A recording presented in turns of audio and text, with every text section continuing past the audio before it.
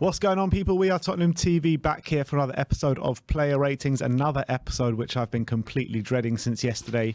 Obviously, we lost 3-1 to Arsenal at the Emirates, and let's get straight into it. And let's start off with Hugo Lloris.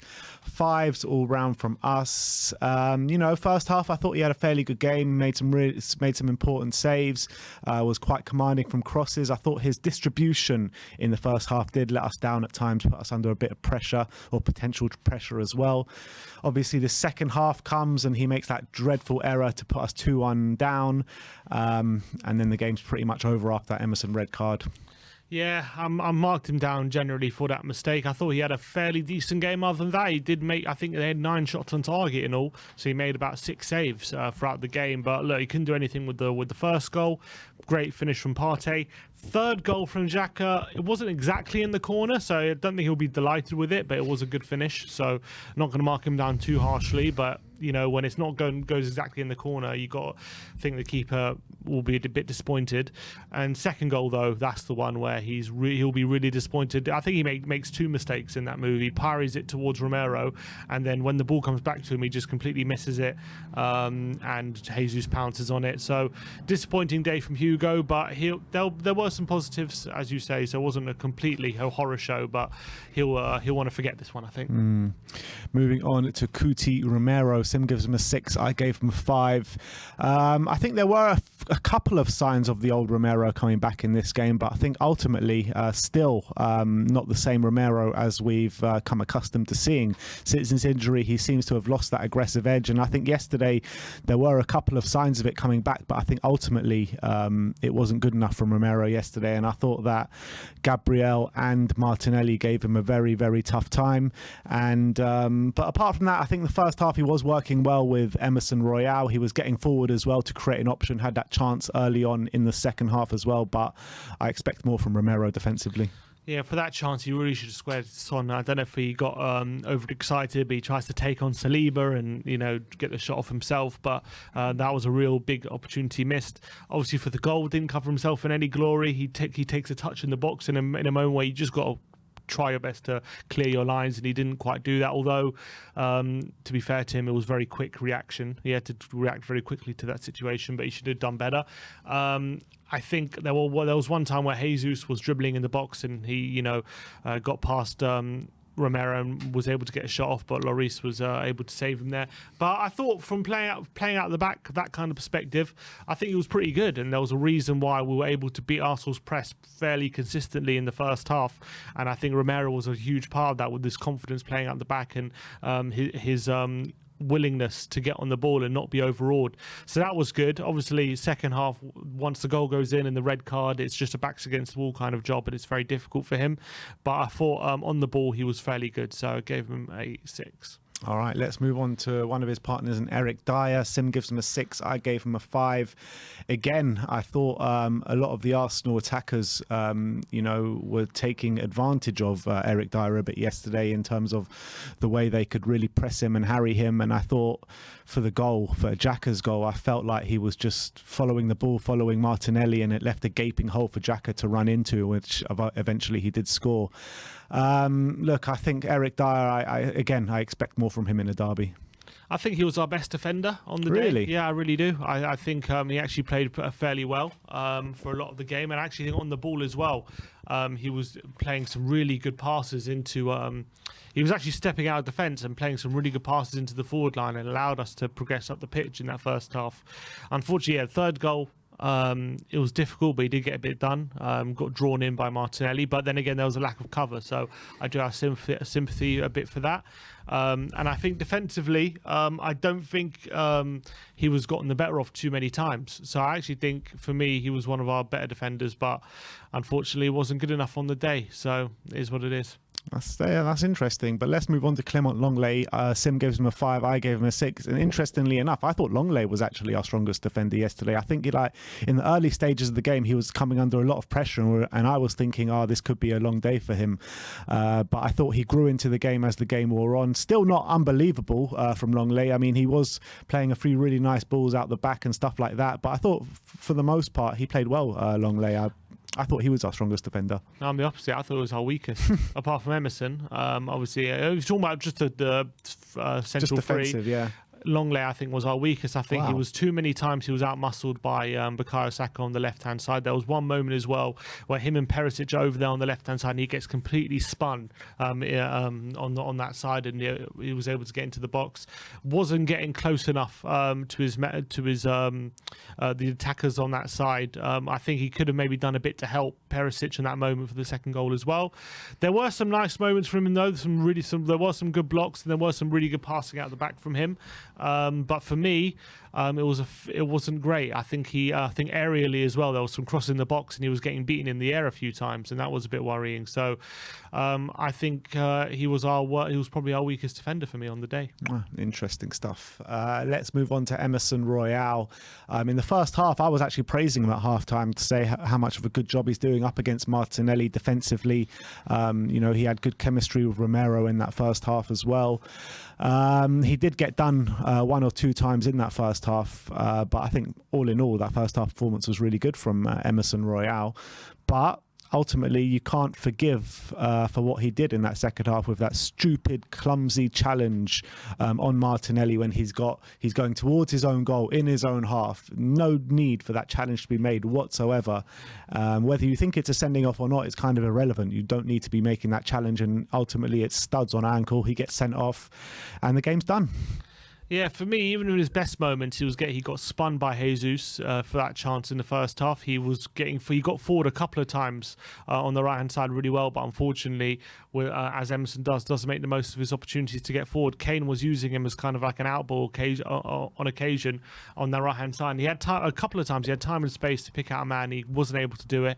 And then second half comes, he does that ridiculous challenge, gets himself sent off in the most ridiculous way. So for me, you've got to put it down to a poor display overall in the end. Even though he did have some good moments up against Martinelli defensively, I think overall has to go down as our weakest player.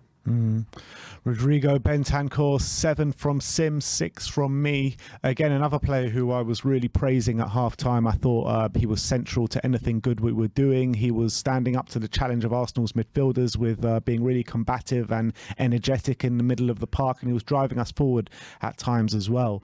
But obviously, second half was a complete shit show, and I think he really struggled, obviously, when after the man got sent off, and no one really turned up for that second half, to be honest. Yeah, I mean, it's difficult when they go on extra man to try and do what you were doing in the first half. I think first half he was brilliant. I think he was probably our best player in the first half. His ability, his composure in the centre, just to play it around, and those little simple passes seem simple, but what they do is they open up the space, and there's no surprise that when he was doing that, all of a sudden we were on the front foot and we were actually looking like we could create chances.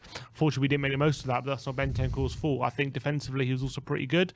Obviously, Partey and Xhaka and Odegaard were causing him trouble, but it's no surprise that Odegaard was probably Arsenal's quietest player because of how well our centre mids were doing. But second half, it was a different story. It was more difficult because of the circumstance, so I'm not going to hold it too much against him.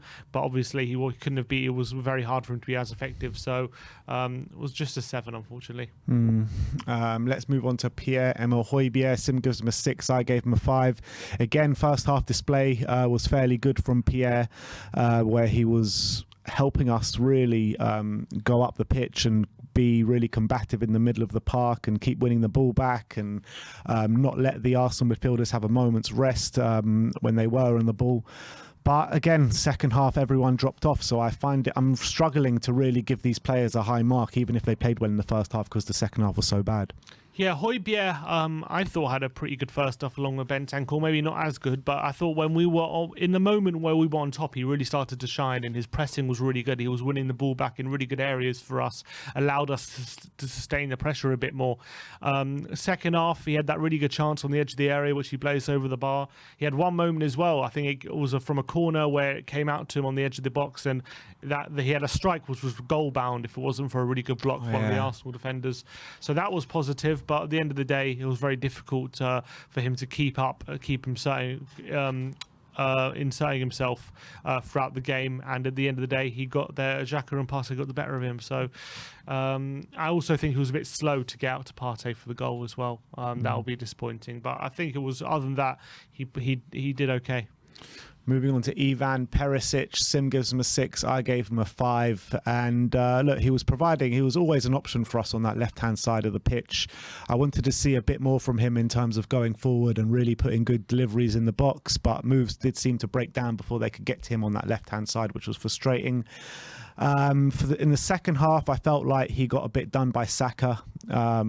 Was it for their second goal? I think it was for their second goal. I can't remember which one, but he should be standing up a bit more defensively, and then went off early in the second half after that red card, so not too much to note. Yeah, I thought attacking-wise, he was actually quite a big threat for them. For Arsenal, I think Ben White a few times, didn't get to him, and he was free on that side. There was one moment where he blazed a shot over the bar in a good position. There was another moment where a pass from Richarlison slightly overhit, and he could have been in on goal if it was timed right. I think it was I think his crossing as well. I think he did one really decent crossing to Harry Kane, whose header went to Ramsdale and didn't go into the net. So I thought offensively it was a threat. Defensively, I actually think in the first half he was pretty good. I think there was only one moment where Saka spun in between him and Lenglet and got the better of him. But I think Saka was seeing a lot of the ball, but he was actually getting in position and doing pretty well. So, but the second half, he could have done a bit better with the goal, although he had him and White to deal with, so it was quite difficult. Saka was able to get the shot off, and then that caused a lot of trouble and caused the goal. So that was a mark against him. But I thought all in all, it was a fairly competent display from Perisic, but unfortunately, it was 2-1 down, and he got taken off after the red card, so couldn't impact the game after that. Moving on to Richarlison, Sim gives him a 5, I gave him a 6, stepping in for Dejan Kulusevski, and I thought that his energy was really good in the first half. He was always looking to drive forward and try and hurt that Arsenal defence. His passing was a bit wayward at times, where we were in really good positions where he just needed to play that pass, and it was overhit more times than not.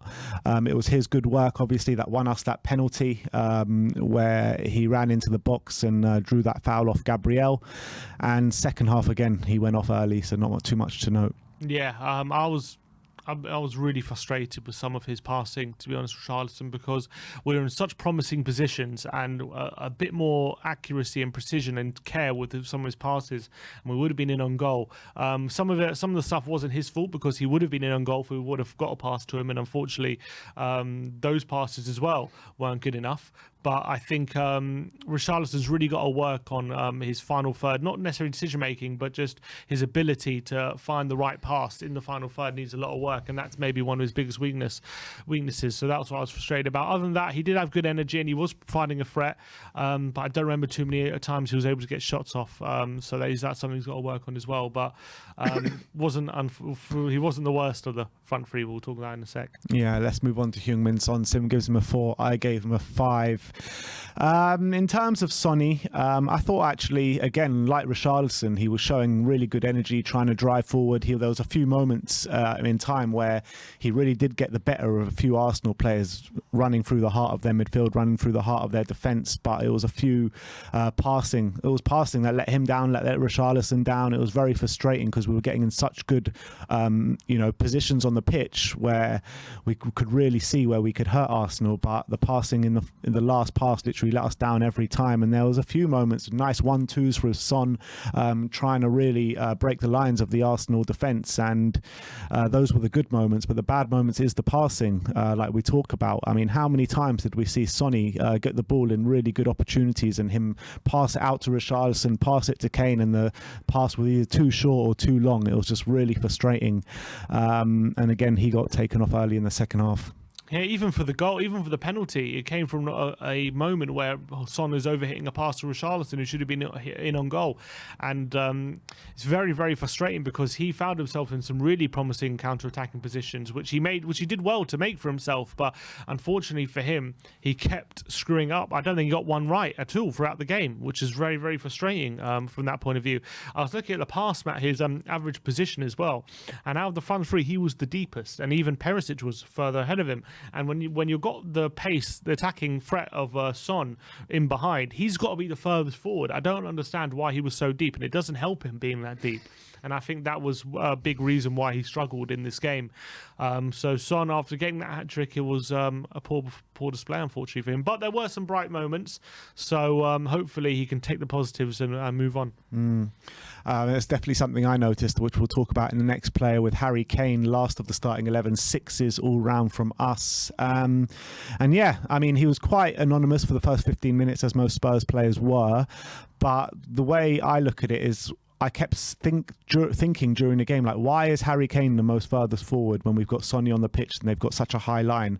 I thought Kane should have been dropping a lot deeper so we can get those balls into Heung-Min Son. I don't know why it was the other way around. It kind of confused me on the day. But there was some good work in there from Harry Kane. As he was the furthest man forward, it was difficult for him with all the wayward passes coming his way. But it was just a frustrating day all round, to be honest. And obviously he slotted his penalty down the middle quite nicely. Yeah, I think he was the only attacker who really, I wouldn't say shone, but he was trying to make things happen, and he was doing fairly well at times in the first half. I think his hold-up play in the first half was actually really strong, and he was doing a really good job. Unfortunately, he couldn't get too involved in behind in the second half, especially after the red card, but he was trying his best. The penalty he took confidently, went down the middle, which was good. Because I think Ramsdale predicted he would go to his favourite side. But unfortunately, when he was the one running in behind as opposed to Son, he kept getting caught by Saliba. And there was one moment, especially in the second half, where the ball runs through to Harry Kane, and he's literally one-on-one with a bit more pace. But because he wasn't quick enough, he ended up doing a sliding challenge to try and win the ball off Saliba, because Saliba was too quick for him.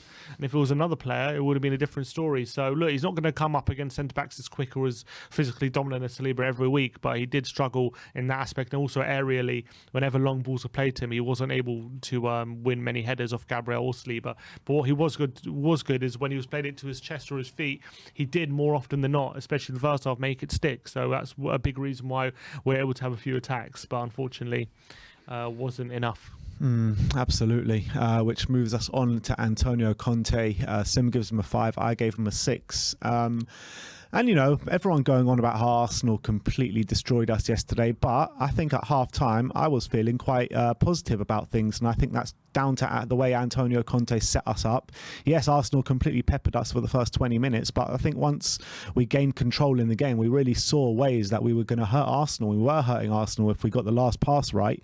But ultimately, that didn't happen. I don't think Conte can account for that. So I think Conte got it right in the first half. I really do. Moving on to the second half, he can't account for Lloris making that mistake. He can't account for Emerson getting that red card, and that all happened in the first 15 minutes of that second half, and the game was done. So I don't really put too much down on Conte yesterday. Yeah, I have sympathy for him, especially because apparently Basuma had some physical problems, which maybe restricted his ability to start. And look, I, for one, wanted to see a 3-5-2 yesterday going into the game. It didn't happen, but ultimately at half-time, I was pretty happy with how things are going. And I think the plan was pretty much working by and large. But unfortunately, the second half happened, as it started as it did, and it was pretty much over after 65 minutes. So that's frustrating. That's disappointing. I think still I would like to have seen us have a bit more control, especially in that first 50 minutes of the second half than we did. And maybe we got get better at trying to press the opposition. But when we do press, we look pretty good. So that's good. That's good. But Dyer in his interview said that Conte wanted us to press higher and wanted to press even more. And the fact that we didn't, I think he has to. I mean, you can blame the players, but he's got to take a bit of responsibility for that as well. So I think he's all part of it. I marked him down a bit, but ultimately it wasn't totally his fault why it went wrong, but it did go wrong. So it is what it is. Yeah. All right. So that is our player ratings for the 3-1 defeat on the North London derby. Let me know your player ratings in the comments section below. Only one video left to do covering this North London derby, so looking forward to that. 5 takeaways coming your way very, very soon. Like, subscribe and comment. And as always, come on you Spurs.